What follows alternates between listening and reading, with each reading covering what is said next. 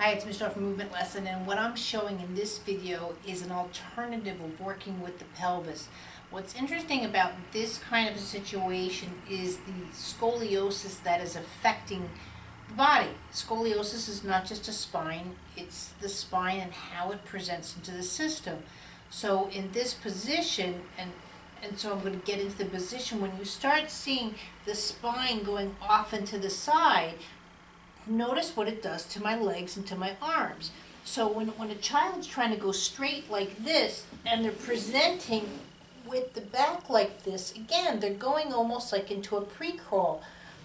You're not in a neutral position to go in this kind of movement patterns, and the pelvis is what I'm after here when the spine is already at a preconceived, so it can go this, but the scoliosis is still going to present. So my back's going this way instead of this way. So see the difference? And again, it's harder for me to breathe. It's bringing my head down versus up because that counterbalances off. There's a couple of things to consider. So I'm going to show you quickly on Frank My Skeleton what I was after, and then I'm going into the lesson with the child so you can see where I'm working with that, with the pelvis. So obviously it's not ideal because it's still a skeletal system, and you know, there's the cord up the spine. But what I want to show you here is when I'm working. When I work with the pelvis, what I'm looking for, and I talk about the slide, see how the pelvis slides over into the sacrum, and when that happens, see how the tailbone sort of in a sense gets out of the way. So if I can't put him into scoliosis, but when the tailbone's, let's say, fixed because the spine is off to the side, it's harder for the pelvis to slide around it. So you're looking for ways to work on those movements patterns. So when I'm coming in here, and again I mentioned the sit bones, these are the sit bones, of actually working on the sit bones and see when I do that, how now the pelvis has volume and moves in a circle, and this tailbone goes from side to side, a wag of the tail, versus just doing this where the tail wants to stay more or less like in a perpendicular patterning to the spine. You want that spine to, that's walking, that comes into here. So those are some of the things that you can visualize when I'm working with this young man. What we're doing here is we're working on the rotation and movement of the pelvis through the base of the tailbone. So what happens with a lot of kids, in particular when there's scoliosis, that affects the way the spine comes in to the sacrum and the tailbone. So normally the movement is here. This is no difference when I'm talking about the wrist going this way versus the elbow, let's say, being fixed, and now the whole hand has to go this way.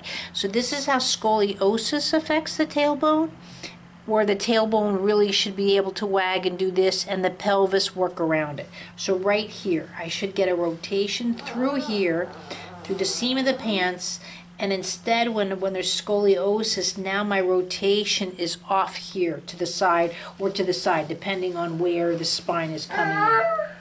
So what he's doing here when he flops back and forth is, again, the pelvis goes a certain way or doesn't go a certain way based off the scoliosis. So when the legs are off the table, this allows me to have more of a setup with the pelvis to do that kind of a twist. And that's what I'm working on here. This is something you can take the dining room chair on a next to the couch, or something to that effect, you know, if you don't have a table. So what I'm doing here now is I'm totally under the crotch, but again, it's not a grab, and I'm right into the top of the iliac and in the top part of the femur. And I'm just, not only that I'm lifting the leg, but again, you know, I always go with that rotation, because this is going to, let's say, climb up the stairs. See how he turns around, bears weight over to the other pelvis as his knee presents for crawling.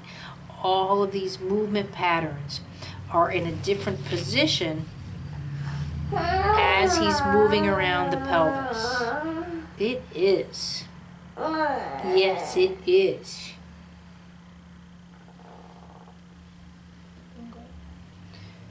So now what I'm doing here is the rotation. So before I'm doing the rotation this way, so if I'm here, see I'm rotating the whole pelvis this way. So now another way of doing it is I'm going to bring it back. So see, and see when I'm doing that, see how the knee presents into like a crawl. Yeah. I'll do it from both sides so you can see it from both sides. Notice again with me, I'm totally self-supported. I'm on my knee to knee, I'm standing, so I'm not sitting here like this trying to do it, where I have my muscles working too hard. I'm always self-supported, so I'm right here to work with the pelvis.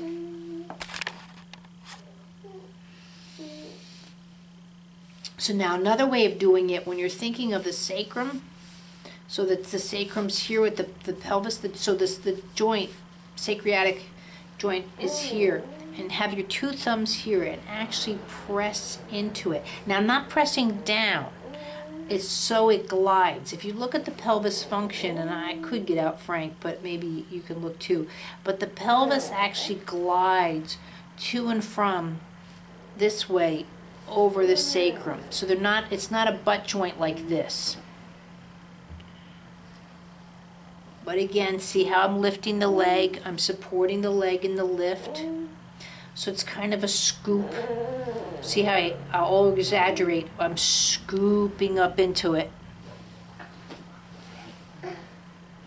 But again, I don't have to do that big scoop, I'm just nice little gentle movements.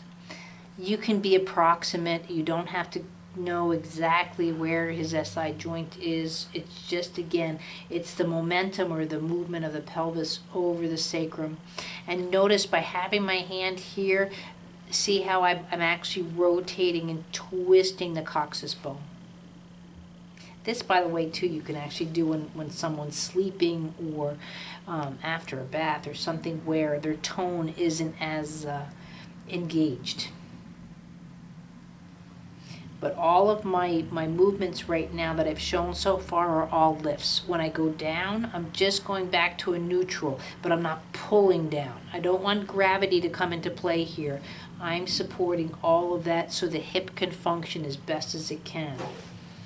Notice how it's not a stretch or anything like that. I'm just looking for that whole rotation of the hip. And see how nice that is right now? Now, if he's got his feet dangling in a sense, and he's fine with that.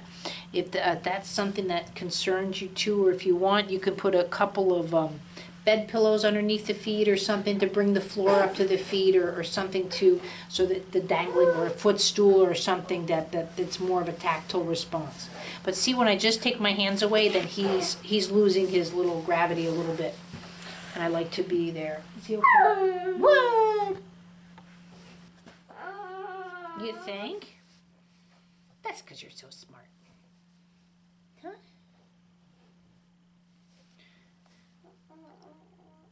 So notice again, because of the scoliosis or the shape of the legs or the way the leg is dangling, or if you've got one leg, quotes, different than the other, for whatever reason, the left leg won't always present the same as the right leg, and that's okay. What's not happening here is this leg is not as available, and again, because of the way the scoliosis is coming in, it is harder for him to bring the leg up in this position because the spine is getting in the way. I'm just going to bring you up a little bit, dude. What? That's useless, keeping that thing underneath you. Okay.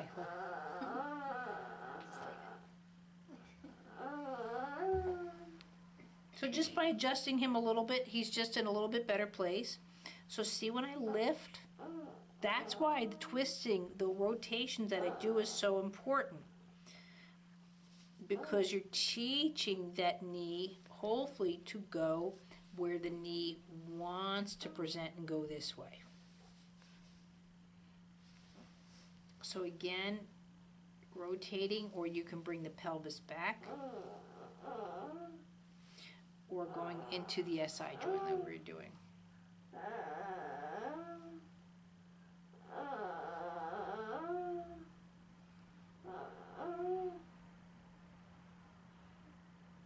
Now at the same time, if the child slides a lot or seems too heavy or is bigger because they're just their age, what?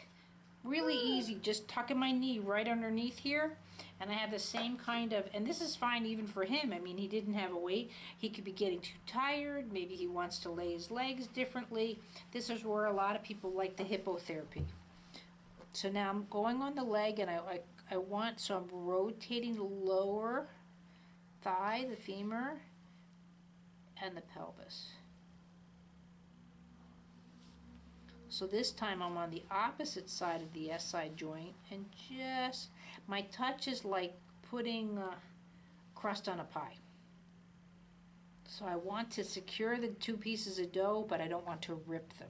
It's a very gentle, methodical, so you like put the crust in, you put the crust in. I mean, that's literally how you can think. That's a little fast. Notice again too with the touch, it's like water coming up on the ocean. Water comes up, kind of hangs out, and goes back into the sea. I'm not doing, you very rarely see me do more of a quote rock. I come in, let it breathe, hang out, come in, let it breathe, hang out. So like dancing, 1, 2, 3, 1, 2, 3.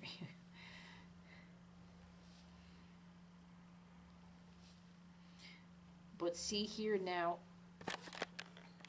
I have my hands on top of the lower back to increase stimuli into the area if I want.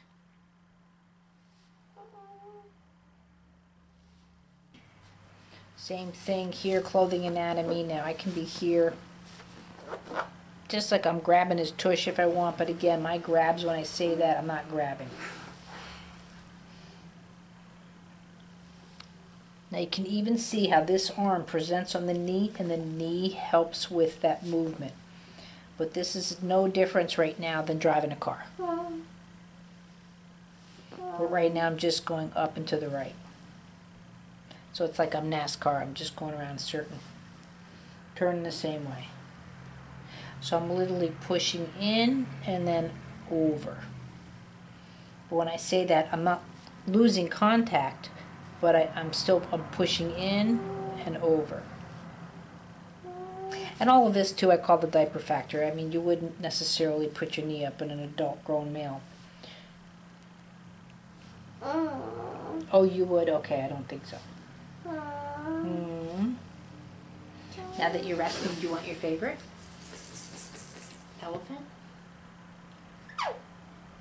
Ooh, what's that guy?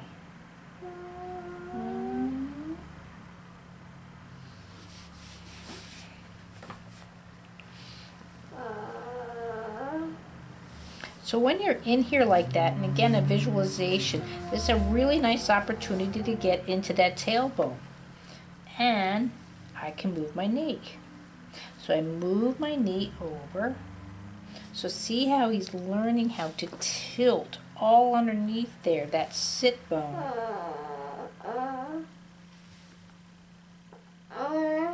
Yeah.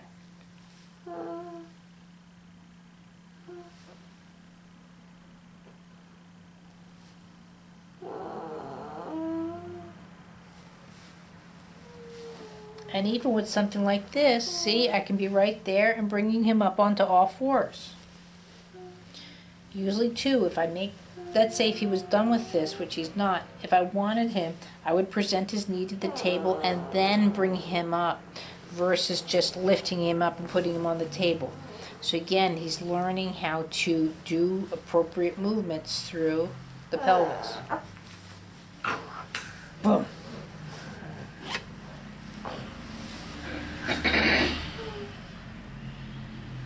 So here I can go right into the tailbone. I don't know if you can see it. So I'm right into the tailbone. I'm underneath the lower leg. So I'm underneath the patella and the base of the femur. And I'm twisting. So this is like a pre-crawl. So I'm not looking for the knee necessarily to come up onto the table. I mean, it's possible. But right now I'm just looking for the synchronization of the tailbone to move sideways. Notice I bring my knee up, so I'm getting the whole underneath, the whole pubic bone area. Everything's being activated for this movement. Yeah.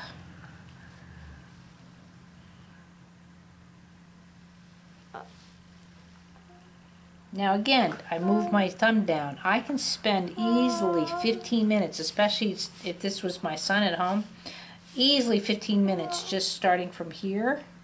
Just from the tip of the tailbone, and then slowly going up and down. Now, then too, his head is presenting on this side. So just to show, so his head, see, is on this side. But you can see here where the scoliosis is. So even though this would normally be taught as a simple curve, because technically his spine should be coming up and going around, where this would be a complex curve had he just moved from me, because now this is an S. The tailbone's going from here. So I'm moving here, so the tailbone, see, it's an S. But again, because the way the spine presents with him, it's not the same conversation. So in this, actually, even though I'm going this way, it's easier for him to do. So see, I can actually get that knee up easier in this position because of the way the back presents. So this is where you have to take certain mathematics or anatomy and just throw them out the window and work with the system. Now this, head to knee, is a simple turn. Here, let's see. So see, he's just doing, because the way the scoliosis is already way over here, so it's just facilitating that. But again, that's just different ways of working with the spine in relationship to the pelvis. So now here I'm on the bottom of the sit bones, thumb, fingers, and I'm twisting, almost like I'm just key in the socket, opening up a doorknob, mayonnaise, that kind of thing. I'm not grabbing because I want the tension to open the doorknob. I'm just making here, I'm on each sit bone, but see, watch how my hand twist. Knee comes up, my hand's not off my leg, I'm fully supported, he's on my leg, and I'm bringing the knee up to the table. I know. Also, another tactile that he's getting, his foot's totally going against my leg. Yeah. So now, because the head's from the other side, so now I'm back to that complexity. So I'm going here. Draw yourself a, or feel it, so it's a complex curve. So when I go like this, see, when it's complex, it's not as easy to get his knee up to the table. So I don't want to, he's capable, but I don't want to hurt him. I don't want to, yeah. Remember, this should always be just enjoyable. But see how his foot's coming up and getting it tactile, and he's learning all of that, how to. So I'm just twisting the knee and just pushing into my table, but not coming up and over. Yes, oh, elephant's on the other side. It is.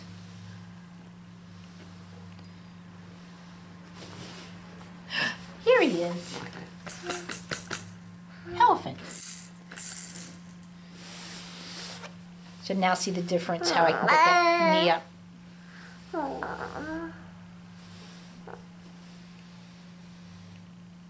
And that's just simple reasoning. I mean, you have to, just because you're taught something a certain way, you just got to look at, your playing field and what you're dealing with and just adjust it. It's like baking at 8,000 feet. It's not the same recipe.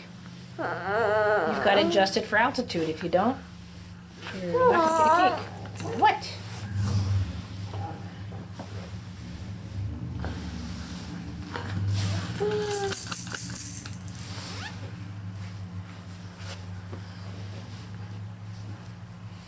while they're wiggling around where he is, just let him wiggle.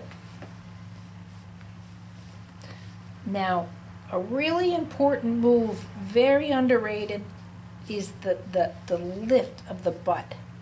So if you look at a baby when they go to come up to all fours, see how that butt should come up. Like, woo, you like that. You like that.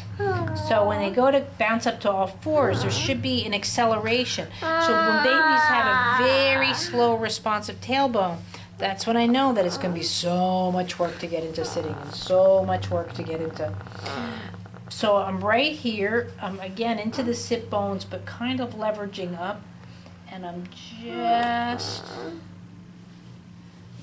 working on that lower arch of the back, which again, with the scoliosis, since the spine's not here, you're not going to get that natural curve, which is fine. Again, this is just another way of working on that same lower back function of the tailbone, because the tailbone has to do the balancing and sitting.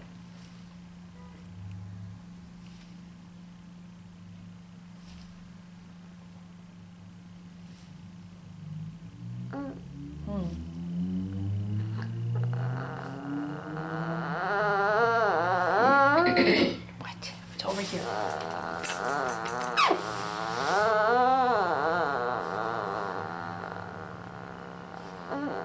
And again, all of these moves, my goodness, I could do for 20 minutes to half hour.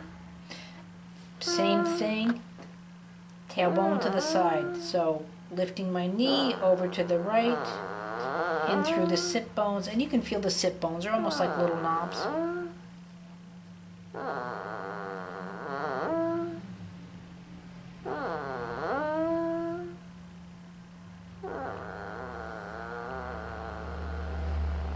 Just bringing them over, up and over.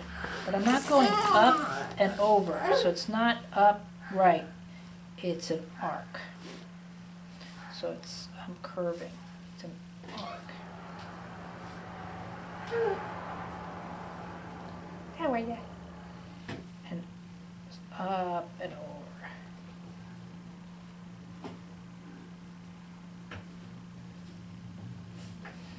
This position, I can again, whoops, gotta get them better on my knee.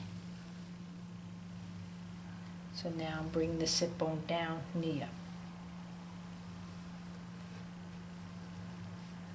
up.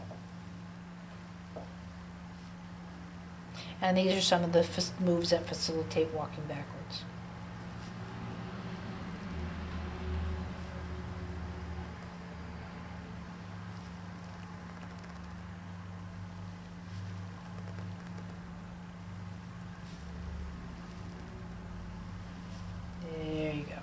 See, now I haven't worked on the lower back, but how much more now that back is moving around the pelvis, even though I haven't worked on it.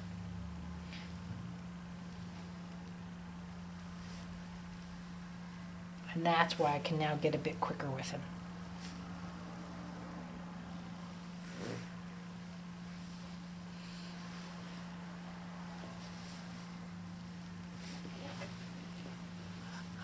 Again, now his head went this way, so I can do the same movement here.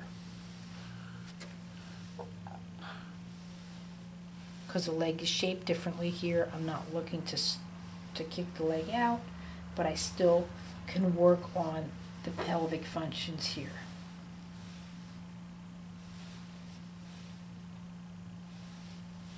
But then again, you can see again the lower back, how much more now it's twisting.